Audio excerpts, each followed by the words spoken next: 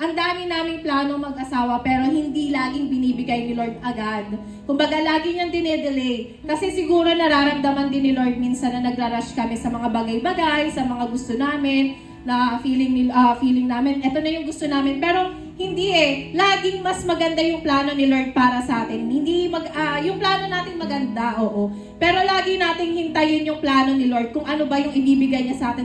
God is good. Napakaganda lagi ng plano niya. And I am living proof of that na talagang lahat ng plano namin, laging mas hinihigitan ni Lord. Kaya itong yes lang na to, sobrang thankful ako kasi hindi naman kami makakakuha ni Mike, ng asawa ko, kung hindi dahil sa kanya, kung hindi dahil sa yes lang. Kasi malakas na yung loob namin sa mga pangarap namin and parang mas napapabilis yung dati nirereklamo ko usad pagong kami. Okay naman yung buhay namin, okay naman, nakukuha naman namin yung mga gusto namin.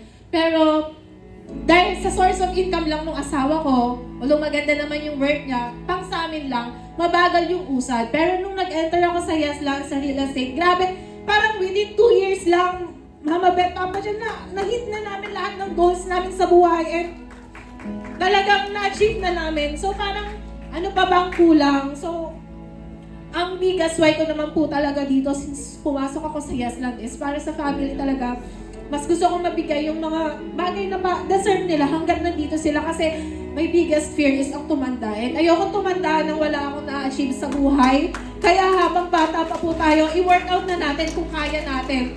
Kasi mas maganda na bata pa tayo, binibigay na natin lahat. Kasi kaya naman tayo nagsusumika para sa family, hindi lang para sa sarili natin, di ba? So, samahan lang natin lagi ng prayer and yung biggest why natin, napakalaking bagay nun. Walang iba yun kundi si Lord at yung family natin. Yan lang po and thank you so much.